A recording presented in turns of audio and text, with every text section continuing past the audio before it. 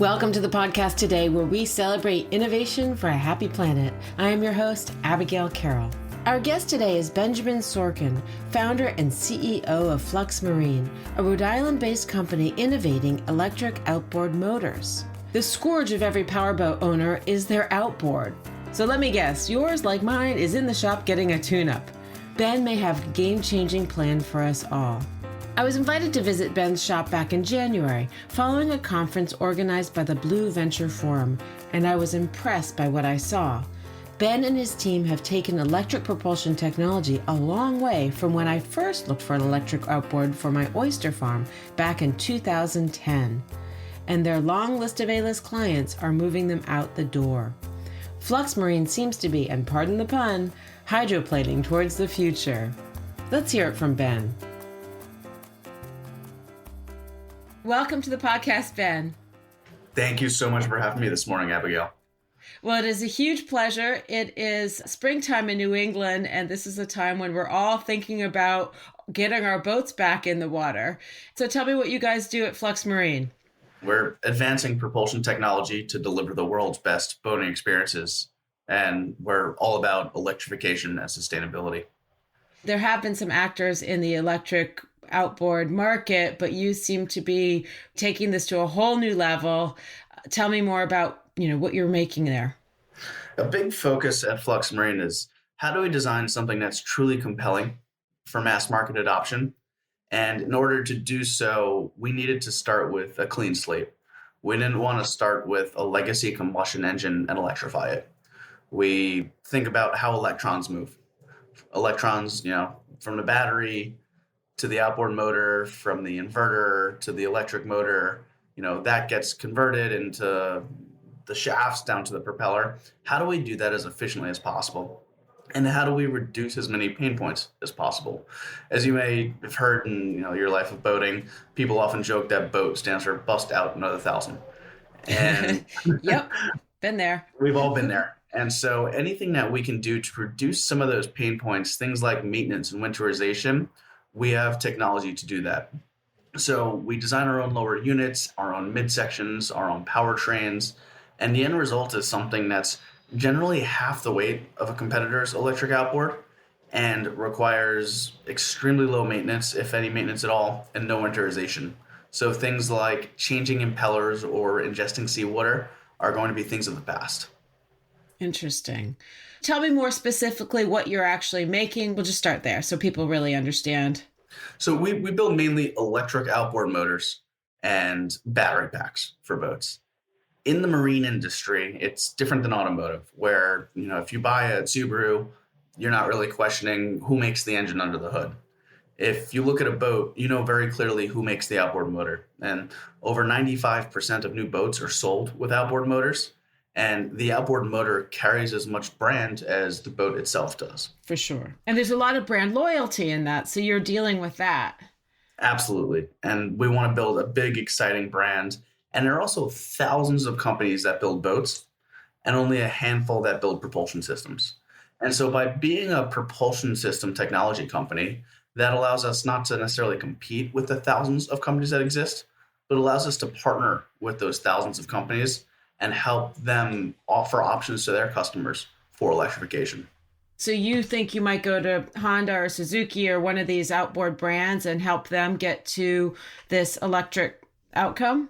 Mainly thinking in terms of the boat builders themselves. And we're going to all these different boat builders and hull manufacturers and helping them go electric.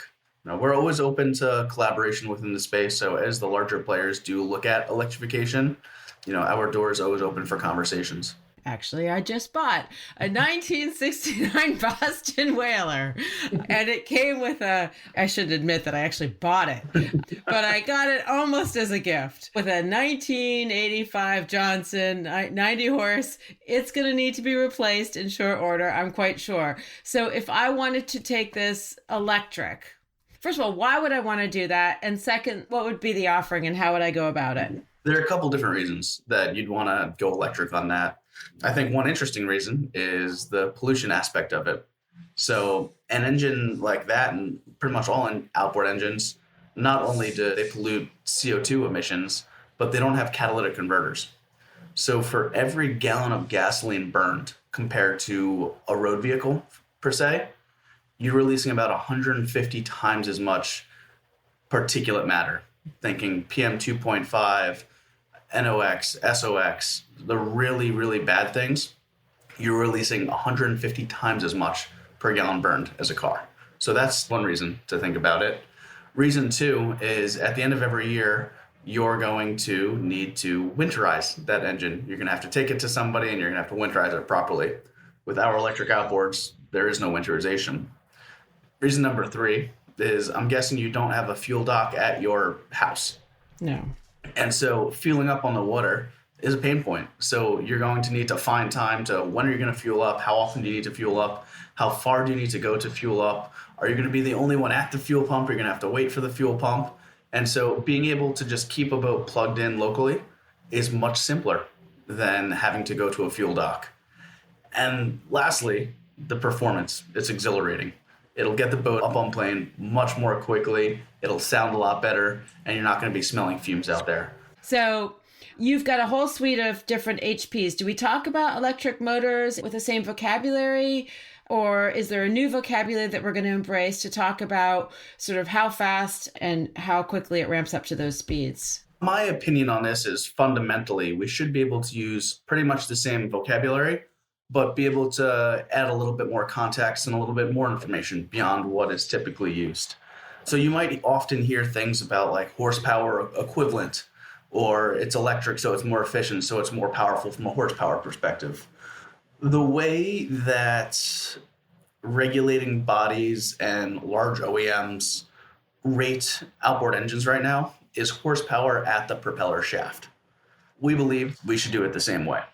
So when we talk about our 100 horsepower outboard, that's 100 horsepower at the shaft. Now, in a gas outboard, it's very straightforward what 100 horsepower means. It means you can create 100 horsepower, of course, with the right propeller combination, but you can do that nonstop until you run out of gas. When you look at electric motors, there's what's called the continuous regime and the peak operating regime. And if you look at how electric motors are viewed in vehicles, road vehicles, the peak power is really the most important thing. So a Rivian electric SUV or truck, for example, has around 835 horsepower. That's the amount of horsepower it has for when you really hammer down on the pedal and you accelerate. That's the only time you can use 835 horsepower. When that vehicle is on the highway, you're using, 20, 30, 40 horsepower. Yeah. So that electric drivetrain is not designed to produce 835 horsepower for extended periods of time. Yeah.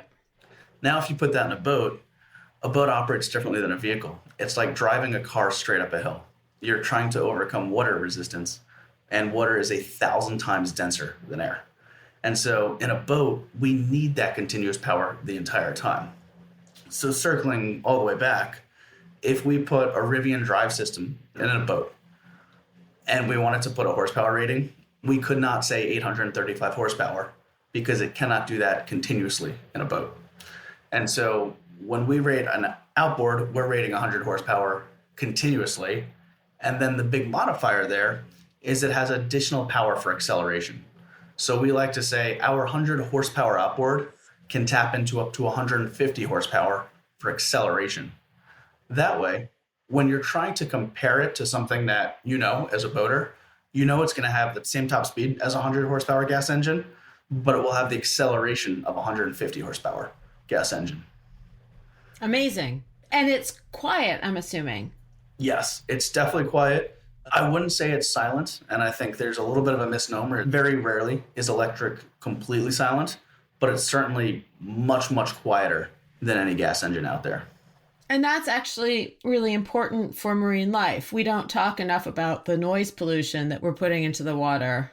Absolutely. The benefits to the planet truly go on and on between not having CO2 emissions, not having particulate matter, not leaking fuel into the water, being much quieter, not creating the smell. It makes for a happy planet. Thanks for the shout out. So we talk about like Teslas versus cars. There's like 90 parts in a Tesla compared to like 9 million in a proper car. Is that something that holds true for you guys? Are there just many fewer parts to deal with? Absolutely. Far fewer parts. A lot of that fundamentally comes down to how a combustion engine works versus the electric motor. And so we're eliminating hundreds of parts through that. And the inherent maintenance required of, an electric rotating machine is orders of magnitude less than a combustion engine. Beyond that, you have a couple shafts and a propeller and some bearings, all of which are rated for thousands of hours. And so in terms of regular scheduled maintenance or buying a new outboard and having to go back after 20 hours of use for your first maintenance tune-up, Yeah. that should not be a part of boating, in my opinion. And so we make a big effort for everything we design. We ask ourselves, how does this help with efficiency? How does this reduce maintenance? And how is this going to create a better boating experience? Is that part of your value proposition in the end? I mean, having been an oyster farmer, we abused our engines for sure. But, that was a huge part of the budget annually because we had a few engines and we worked them to death and they were constantly in need of servicing. And we didn't always have the people on staff to do that for us. So I could see how that kind of efficiency or savings would play into your value proposition. It really does add up. And it also really depends on the end user. So for someone who's using their boat like a working boat, aquaculture, oyster farm, rental fleets, university coaching fleets, especially the folks that have a P&L, they can really look at that maintenance savings and it can make a lot of sense. If you look at an individual user doesn't necessarily always keep track of every expense on their boat. An individual user does remember are the days and weekends where something went wrong and they're not able to go out with their family. So what does a Flux Marine motor set you back? It really depends on the application and what boat you're going on, the horsepower you need, the battery size you need, whether you're buying it for a retrofit or whether you're buying a complete boat package from us. So in order to reach most of the market right now, we sell outboards and batteries for retrofit boats. So for example, something like your Boston Whaler, Yep. You could come to us and say, hey, I want to go electric, and we can spec out a system for that. Or someone can come to us and say, hey, I just want an electric boat. What do you offer? And then we have a network of hull partners that's ever growing where we can provide an entire electric boat package. So typically, if you're just buying an outboard motor and battery pack, it's going to be more expensive than a gas system. In a sense, you're basically paying for lifetime fuel and lifetime maintenance up front. And if you're buying a complete boat package, it's usually maybe 10 to 20% more expensive than the competing gas boat package. Who's buying these right now? Because I've been to your shop. You're down in Rhode Island, and you had some pretty outrageous looking boats in there. Really cool. You had some working boats too, but I was impressed by what I saw. I appreciate that. And we get to work with a lot of cool, exciting, and passionate people. And the beauty of outboards is they can go on so many different types of boats. So as far as our customers go, we have everything from rental fleet owners to people in Maine on the working waterfronts to individuals who just want a boat for their family that have a dock slip. People who live on lakes is another great one. Sailing teams, because the electric solution is fantastic for sailing coaching. And then, of course, hull manufacturers are probably our biggest customer, where they come in and they want a lot of electric motors for their boats to then be able to offer electric to their customers. So it's an extremely eclectic customer base, and each customer wants it for almost a different reason. And it fills a lot of different niches, but the marine industry is truly segmented. And so we want to be able to offer a solution that creates the best experience in each of those segments. Very interesting. In just a moment, we'll continue the conversation to talk about charging, competing clean energy models, and the future of Flux Marine. A big thanks to the Maine Technology Institute, MTI, investing in innovation for a prosperous Maine. MTI is Maine's unique public-private partnership whose core mission is to diversify and grow Maine's economy by accelerating innovation in the state's targeted technology sectors. MTI offers grants, loans, equity investments, and services to support Maine entrepreneurs and organizations as they transform their innovative ideas into new products, services, and companies, leading to the creation of quality jobs for Maine people. For more information about MTI and its programs, please visit mainetechnology.org. For a blue economy to thrive, people need to use more sustainable products. But which products? And will consumers actually adopt them? Innovators like you are hustling to figure this out. Spark number 9 can tell you if there's demand for your product. Spark markets your product before it's built using online advertising so you launch smarter. Have a big idea? Vet it with Spark before you build. Visit Spark online at www.sparkno9.com or find them on LinkedIn. We're back with Happy Planet. I want to talk about the electric stations right now. How do I charge this? Because I can see if I have a mooring, right? Maine is composed of lots of little yacht clubs. And, if you're lucky enough and you've been here long enough, you got off that list, the dreaded list, the harbor master list, and you actually have a mooring, that's the sweet spot. The inclination is not to pull your boat every day. So what is the situation now for charging boats? And I understand there's some new players coming into the space that are envisioning electric charging stations all over the ecosystem. It's a great question. It definitely varies from place to place, and there are general cases, and then of course there are corner cases. And, electric isn't the perfect solution for everybody right now. But what we find is thinking about a lakeside homeowner. A lot of folks there that have docks, they don't have big charging stations, but especially at night, you have lights on your dock most of the time to get home, thinking about something like upstate New York, Lake George. And so you can plug your boat right into your dock, even if it's 110. You just keep it topped off and you have more than enough range for a full day of boating. You come back, you plug the cord in. It's quicker than tying a post or tying a cleat. And so that's a pretty large use case. Then you start to think about marinas. And so many marinas have power pedestals. And these power pedestals, larger boats use them all the time. I'm thinking about like a 30-foot cabin cruiser. That boat probably has a refrigerator, air conditioning. And when that boat is just sitting there, it's not running its generator. It's plugged into shore power, which could be 20 amp, 30 amp, 50 amp, 100 amp. And so that infrastructure is actually built out really, really well. Even with customers we have up in Maine, in South Portland, we were up there doing some tests on a boat, and there were power pedestal right there. And so when I started driving an electric car and really using the electric boats more often, as soon as you start looking around, you start to find more and more outlets. You're surprised at how many outlets exist.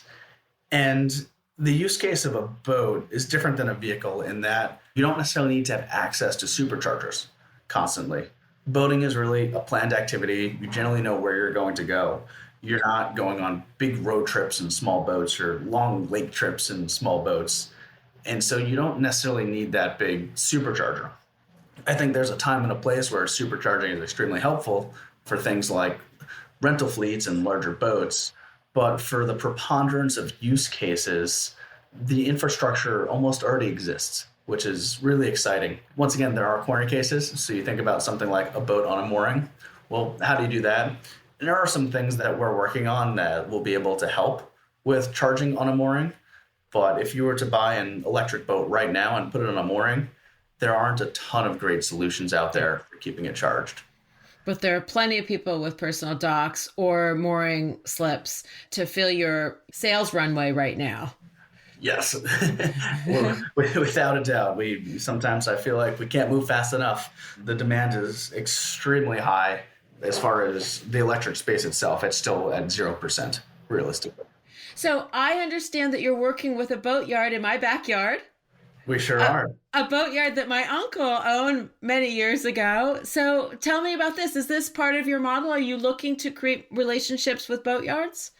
It's a small world. I think it's important to understand the landscape of the marine industry. And I come from an entire lifetime of boating, growing up on the water, restoring engines since I was a little kid. And so I truly believe it's important to work with dealers, to work with boat yards. And, the way in which we work with them doesn't necessarily have to be truly conventional. And I think there are areas for innovation in that sense.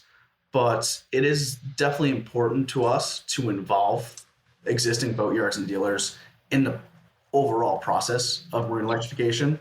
So, for example, the boat yard that's near and dear to your heart, they are very forward thinking in terms of electrification, and they don't just want to be buying and selling electric boats. They want to help people understand electrification. They care a lot about the education of it. And for us, that commitment to the education is what excites us. And so we'll be doing events with them. They have one of our boats coming, at least one of the boats coming this summer. Oh, I can't wait to see it. And it's been a very exciting relationship. That's awesome. I want to dig in a tiny bit more on the battery, because batteries are heavy. I've had the opportunity through this podcast to interview people in the green hydrogen space, and green hydrogen is a contender in the transportation industry for fueling things like boats and trucks and things like that. So I'm wondering, why battery versus other alternatives as we're looking to replace combustion engines? For us, once again, it's about building the best boating experience. And so we're not necessarily tied to one specific technology, but right now we do believe battery electrification is the most promising route. And, the other option that people talk about is probably hydrogen. And there are a lot of similarities with the hydrogen system. So even if we were to shift to a complete hydrogen system, the outboard would almost be the same. Interesting. We'd still need an electric motor, an inverter. You'd want some sort of DC power bank, but the hydrogen's a little bit more complicated. And when we really start talking about infrastructure, you don't have hydrogen at your dock. Yeah. And if everyone needed to install a hydrogen station at their dock, that becomes a large investment. And then you're converting energy more and more. So, in hydrogen, you're converting that to electricity. Yeah. Where with a battery bank, you're just starting with electricity. Granted, hydrogen can be much more energy dense than a battery, for sure. And I think there's a use case for hydrogen, without a doubt, as you think about larger vessels. Yeah. Where batteries only scale so well in so many applications. Because if you think about a shipping container, it often goes for days at a time. And so that's where I think the alternative fuels and electrification technologies will come together. But looking at our target market, the under 30-foot boat space, I think battery electric is extremely promising. So you have an incredibly impressive outfit down there, and I understand that you guys are doing very well. You are very young. You graduated from Princeton in 2017.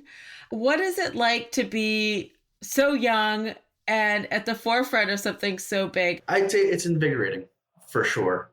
As the company grows, seeing the impact that we have on people, both employees, partners, customers, is something that gets me up in the morning. I grew up boating my entire life. I grew up, trying to understand electrification. And so Flux Marine is the culmination. We come to work and it's not really work. We were out fairly late last night with a handful of the employees testing boats. Nice. It's so much fun. So you were the director of the Electric Marine Propulsion Lab at Princeton.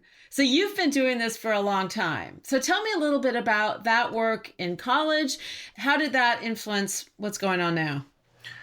Yeah, so a lot of the original basis for technology started when I was at school at Princeton. I was definitely not the best student. I missed a lot of class, so I could do things like build electric race cars, build electric powertrains, and build electric boats. And so very early on at Princeton, I started experimenting with electrification technologies, testing hydrogen fuel cells, testing batteries, testing motors, testing different aspects of electrification. And I had other students working with me. We were getting grants from the university, grants from local pitch competitions. And I think we built the fastest electric boat ever to run on Lake Carnegie in Princeton. We did about 50 miles an hour. Wow. I'm actually excited to say that record was broken a week and a half ago. There's now an electric boat racing team at Princeton that Flux Marine sponsors and mentors, and they just hit 90 miles an hour. Wow. Now, are we talking about proper size boats or little like toy boats? We're talking about a boat that a person goes inside. Okay. Just making sure. Yeah. So it's a race boat for sure. But so, yeah, a lot of this research started back when I was at Princeton, and it wasn't, initially set out like we need a product and a company.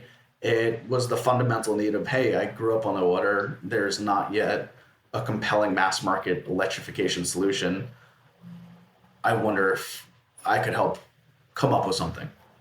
And it was years and years of research and testing different things.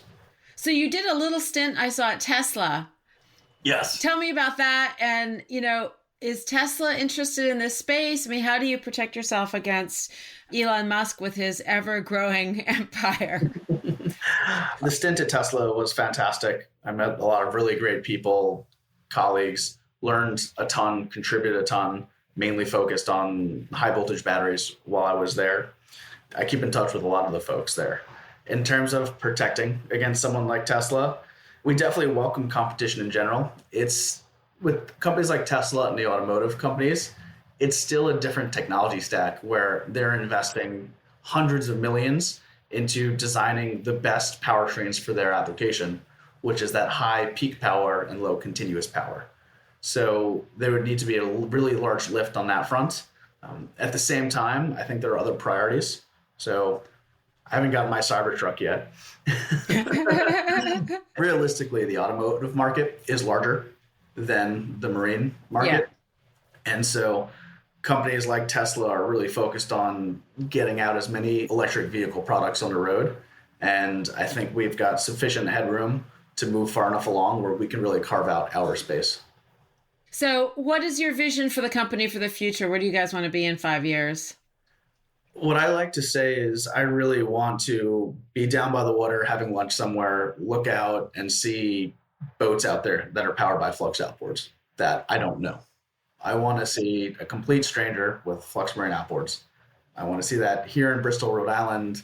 I'd love to see that up in Lake George. I'd love to take a trip to Maine, look out and see these outboards.